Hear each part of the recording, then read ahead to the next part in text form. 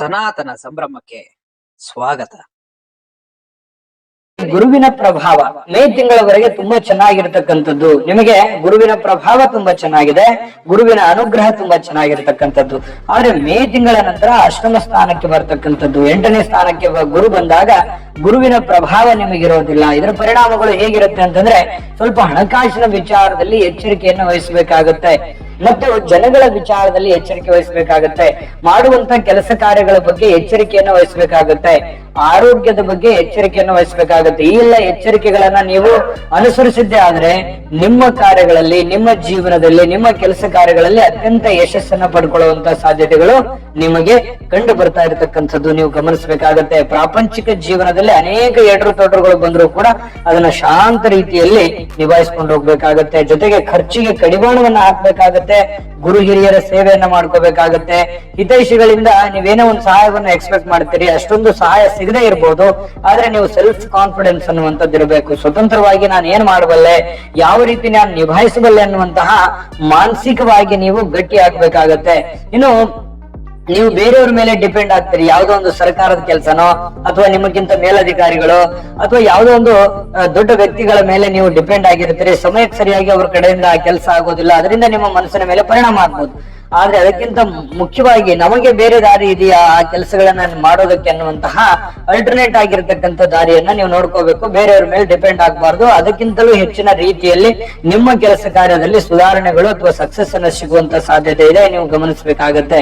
ಇನ್ನು ಗುರುವಿನ ಸೇವೆಯನ್ನ ಮಾಡ್ತಕ್ಕಂಥದ್ದು, ಗುರು ಹಿರಿಯರ ಒಂದು ಸೇವೆಯನ್ನ ಮಾಡ್ತಕ್ಕಂಥದ್ದು, ಗುರುಗಳ ಅನುಗ್ರಹವನ್ನ ಪಡ್ಕೊಳ್ತಕ್ಕಂಥದ್ದು, ಗುರುವಾಣಿಯನ್ನ ಕೇಳ್ತಕ್ಕಂಥದ್ದು, ಅವರ ಮಾರ್ಗದರ್ಶನವನ್ನ ಪಾಲಿಸ್ತಕ್ಕಂಥದ್ದು ಕೂಡ ನಿಮಗೆ ಬಹಳ ಒಳ್ಳೆ ಒಂದು ಫಲ ಅನ್ನುವಂಥದ್ದು ಸಿಗುತ್ತೆ. ಇದರಿಂದ ಏನಾಗುತ್ತೆ, ನೀವು ಬಹಳ ಸಕ್ಸಸ್ ಆಗ್ತೀರಿ. ಸಾರ್ವಜನಿಕ ವಲಯದಲ್ಲಿ ಕೂಡ ಜಾಸ್ತಿ ಪ್ರೀತಿ ವಿಶ್ವಾಸಗಳಿಗೆ ನೀವು ಕಾರಣರಾಗುವಂತ ಸಾಧ್ಯತೆ ಇದೆ. ಇನ್ನು ನೀವು ಮಾಡುವಂತ ಕೆಲಸ, ನೀವು ಎಂತಹ ಕಠಿಣವಾದಂತ ಪರಿಶ್ರಮ, ವೃಶ್ಚಿಕ ರಾಶಿಯವರು ಕೇಳ್ಬೇಕಾ, ಸೋಲನ್ನ ಸುಲಭವಾಗಿ ಒಪ್ಕೊಳ್ತಕ್ಕಂಥ ಜಯಮಾನ ಅಲ್ಲ. ಎಂತಹ ಕಠಿಣವಾದಂತಹ ಸಂದರ್ಭಗಳಿರ್ಲಿ, ಎಂತಹ ಕ್ಲಿಷ್ಟಕರವಾಗಿರ್ತಕ್ಕಂಥ ಸಿಚುವೇಶನ್ಗಳು ಕೂಡ ಅದ್ಭುತವಾಗಿ ನಿಭಾಯಿಸ್ಕೊಂಡ್ ಬರುವಂತಹ ಒಂದು ಚಾಣಾಕ್ಷತನದ ಬುದ್ಧಿ, ಪ್ರಯತ್ನಗಳು, ಒಂದು ವಿಚಾರಗಳು ನಿಮ್ಮಲ್ಲಿ ಇರ್ತಕ್ಕಂಥದ್ದು. ನಿಮ್ಮ ಅನುಭವ ಇದೆಯಲ್ಲ, ಆ ಅನುಭವ ನಿಮಗೆ ಒಂದು ಉಪಯೋಗಕ್ಕೆ ಬರುವಂತಹ ಸಾಧ್ಯತೆಗಳು ಕಂಡು ಬರುತ್ತೆ. ನಿಮಗೆ ಹೊಸ ಹೊಸ ಕೆಲಸಗಳು ಅಥವಾ ಹೊಸ ವಿಚಾರಗಳು ಅಥವಾ ಹಣಕಾಸಿನ ಅಭಿವೃದ್ಧಿಗಳು ಇದೆಲ್ಲ ಇರುತ್ತೆ. ನಿಮ್ಮ ಪರಿಶ್ರಮಕ್ಕೆ ತಕ್ಕಂತ ಒಂದು ಫಲ ಇರುತ್ತೆ. ಓವರ್ ಆಲ್ ನೋಡಿದಾಗ ಈ ಎಚ್ಚರಿಕೆಗಳನ್ನ ನೀವು ಗಮನಿಸಬೇಕಾಗತ್ತೆ. ಅನುಸರಿಸಿದಾಗ ನಿಮಗೆ ಬಹಳ ಒಳ್ಳೆ ಫಲ ಸಿಗುತ್ತೆ. ಇನ್ನು ಜೊತೆಗೆ ಈ ವರ್ಷದಲ್ಲಿ ನೀವು ಏನೋ ಒಂದು ಒಳ್ಳೆ ಸಾಧನೆ ಮಾಡ್ಲಿಕ್ಕಂತೂ ಅವಕಾಶ ಇದೆ, ಆದ್ರೆ ಈ ಎಚ್ಚರಿಕೆಗಳನ್ನ ಗಮನಿಸಿದ್ರೆ ಇಷ್ಟಾರ್ಥ ಕಾರ್ಯಗಳು ಕೂಡ ಸಿದ್ಧಿ ಆಗುವಂತ ಸನ್ನಿವೇಶಗಳು ನಿಮಗಿಲ್ಲಿ ಕಂಡು ಬರ್ತಾ ಇರ್ತಕ್ಕಂಥದ್ದು. ನೋಡಿ, ಇನ್ನ ಶನಿಯ ಒಂದು ಪ್ರಭಾವ, ಪಂಚಮ ಭಾವದಲ್ಲಿರ್ತಕ್ಕಂಥ ಶನಿ ನಿಮಗೆ ಏನು ಒಂದು ಫಲ ಸಿಗುತ್ತೆ ಅನ್ನುವಂಥದ್ರ ಬಗ್ಗೆ ವಿಸ್ತೃತವಾಗಿ ತಿಳಿಸ್ಬೇಕಾಗತ್ತೆ. ಅದನ್ನ ತಿಳಿಸೋದ್ಕಿಂತ ಮುಂಚೆ ಅದನ್ನ ನೋಡ್ಲೇಬೇಕು ನೀವು. ಶನಿಯ ಪ್ರಭಾವ ಯಾವ ತರ ಇರುತ್ತೆ ಅನ್ನುವಂಥದ್ದು ನೋಡ್ಲೇಬೇಕು. ನಿಜವಾದ ವಿಡಿಯೋನೇ ಈಗ ಸ್ಟಾರ್ಟ್ ಆಗುತ್ತೆ ಅಂತ ಹೇಳ್ಬೋದು. ಪಂಚಮ ಭಾವದಲ್ಲಿರ್ತಕ್ಕಂತಹ ಶನಿಯ ಪ್ರಭಾವ ನೋಡಿ, ಬಹಳಷ್ಟು ಸವಾಲುಗಳು ಇಲ್ಲಿ ಸಿಗ್ತಾ ಇರ್ತಕ್ಕಂಥದ್ದು. ಶನಿಯ ಪ್ರಭಾವ ನಿಮಗೆ ಶುಭಕರವಾಗಿಲ್ಲ, ಅಶುಭಕರವಾಗಿರ್ತಕ್ಕಂಥದ್ದು. ಅಶುಭ ಅಂತ ಕೂಡಲೇ ನೀವು ಹೆದರುವಂತ ಅವಶ್ಯಕತೆ ಇಲ್ಲ. ಕೆಲವೊಂದು ಎಚ್ಚರಿಕೆಗಳನ್ನ ಗಮನಿಸಿದ್ರೆ ಸಾಕು, ನಿಮಗೆ ಒಳ್ಳೆ ಫಲ ಸಿಗುತ್ತೆ. ವ್ಯಾಪಾರ ಕ್ಷೇತ್ರದಲ್ಲಿ, ಉದ್ಯೋಗ ಕ್ಷೇತ್ರದಲ್ಲಿ ಇನ್ನೂ ಹೆಚ್ಚಿನ ಸಮಯವನ್ನ ಕೊಡಬೇಕಾಗತ್ತೆ, ಹೆಚ್ಚಿನ ಬದಲಾವಣೆಗಳನ್ನ ಮಾಡ್ಕೋಬೇಕಾಗತ್ತೆ. ಆತರ ಕೆಲವೊಂದು ಬದಲಾವಣೆಗಳನ್ನ ಮಾಡ್ಕೊಂಡಾಗ ನಿಮಗೆ ಅದ್ಭುತವಾಗಿರ್ತಕ್ಕಂಥ ಫಲಗಳು ನಿಮಗೆ ಸಿಗ್ತಾ ಇರ್ತಕ್ಕಂಥದ್ದು. ನಿರಂತರ ಉದ್ಯೋಗದಲ್ಲಿ ನಿರಂತರವಾದಂತ ಪ್ರಯತ್ನಗಳನ್ನ ನೀವು ಮುಂದುವರಿಸಿದಾಗ ನಿಮ್ಮ ಕೆಲಸಗಳು ಆಗತ್ತೆ. ಕೆಲಸ ಸ್ವಲ್ಪ ಮಂದಗತಿಯಲ್ಲಿರುತ್ತೆ, ಆದ್ರೂ ನೀವು ಎದೆಗುಂದುವಂತ ಅವಶ್ಯಕತೆ ಇಲ್ಲ. ಅದಕ್ಕೆ ನಿರಂತರವಾದಂತ ವೇಗವನ್ನ ಕೊಡ್ತಾ ಹೋಗ್ಬೇಕು. ಅದರಿಂದ ನಿಮ್ಮ ಕೆಲಸ ಕಾರ್ಯಗಳು ನಿರ್ವಿಘ್ನವಾಗಿ ನೆರವೇರುವಂತ ಸಾಧ್ಯತೆ ಇದೆ. ಬರ್ತಾ ಇರುತ್ತೆ ಲಾಭ, ಬಂದಿರುವಂತದ್ದನ್ನ ಉಳಿಸ್ಕೊಳಕ್ ಆಗಲ್ಲ. ಅಧಿಕವಾಗಿರುವಂತ ಖರ್ಚಿರುತ್ತೆ, ಯಾವ್ದಕ್ಕೋ ಖರ್ಚು ಮಾಡ್ಬಿಡ್ತೀರಿ, ಬೇರೆ ಬೇರೆ ಕೆಲಸಕ್ಕೆ ಹಣ ವಿನಿಯೋಗ ಆಗುತ್ತೆ. ನೀವ್ ಯಾವ್ದಕ್ಕೂ ಇಟ್ಟಿರ್ತೀರಿ, ಅದು ಇನ್ಯಾವ್ದಕ್ಕೂ ಖರ್ಚಾಗುತ್ತೆ. ಈ ತರ ಇರುತ್ತೆ. ಅದಕ್ಕೆ ನೀವು ತಾಳ್ಮೆ ಇರಬೇಕು, ಪ್ಲಾನ್ ಮಾಡ್ಕೋಬೇಕು. ಜೊತೆಗೆ ಎಲ್ಲಿ ಅನವಶ್ಯಕವಾದ ಖರ್ಚುಗಳಿದೆ ಅದಕ್ಕೆ ಅಂಕುಶವನ್ನು ಹಾಕುವಂತ ಪ್ರಯತ್ನವನ್ನ ಮಾಡ್ಕೋಬೇಕು. ಮುಂದೆ ಆಲೋಚನೆ ಇರಬೇಕು, ಮುಂದೆ ಏನ್ ಬರುತ್ತೆ, ಭವಿಷ್ಯತ್ತಿನಲ್ಲಿ ನಾವು ಏನ್ ಎಚ್ಚರಿಕೆಯನ್ನು ಅನುಸರಿಸಬೇಕು ಅನ್ನೋದ್ರ ಬಗ್ಗೆ ಗಮನವನ್ನು ಹರಿಸಬೇಕಾಗುತ್ತೆ. ಆತರ ಗಮನವನ್ನು ಹರಿಸಿದಾಗ ನಿಮಗೊಂದು ಒಳ್ಳೆ ಫಲ ಸಿಗುವಂತದ್ದು. ನಯವಂಚಕರಿಂದ ಎಚ್ಚರಿಕೆ ಇರಬೇಕು. ನಿಮ್ಮನ್ನು ನಂಬಿಸಿ ಮೋಸ ಮಾಡ್ತಕ್ಕಂಥ ಜನಗಳಿಂದ ಎಚ್ಚರಿಕೆ ಇರಬೇಕು. ಮನೋವ್ಯಥೆ ಇರುತ್ತೆ, ಮನಸ್ಸಿನಲ್ಲಿ ಏನೋ ಒಂಥರ ಚಿಂತೆ, ಏನೋ ಒಂಥರ ಗೊಂದಲ, ಏನೋ ಒಂಥರ ನೋವು ನಿಮ್ಮ ಮನಸ್ಸಿನಲ್ಲಿ ಕಾಡುವಂತ ಸಾಧ್ಯತೆಗಳಿರುತ್ತೆ. ಅದರ ಬಗ್ಗೆ ನೀವು ಬಹಳ ಗಮನದಲ್ಲಿಟ್ಕೋಬೇಕಾಗತ್ತೆ. ದುಷ್ಟ ಜನರ ಸಹವಾಸದಿಂದ ನೀವು ದೂರ ಇರಬೇಕಾಗತ್ತೆ. ಇನ್ನು ವಾಹನದಲ್ಲಿ ಎಚ್ಚರಿಕೆಯನ್ನ ಅನುಸರಿಸಬೇಕಾಗತ್ತೆ. ಹಿತಶತ್ರುಗಳಿಂದ ಉಪದ್ರವ ಇರುತ್ತೆ. ಹಿತಶತ್ರುಗಳಿಂದ ಎಚ್ಚರಿಕೆಯನ್ನು ಅನುಸರಿಸಬೇಕಾಗುತ್ತೆ ವೃಶ್ಚಿಕ ರಾಶಿಯವರು. ಇನ್ನು ಬಹಳಷ್ಟು ಈ ಮಿತ್ರರಿಂದ ಸ್ವಲ್ಪ ಮೋಸ ಆಗುವಂತ ಸನ್ನಿವೇಶಗಳು ಇರುತ್ತೆ. ಹಾಗಾಗಿ ಯಾರನ್ನು ನಂಬಲಿಕ್ಕೆ ಹೋಗ್ಬಾರ್ದು.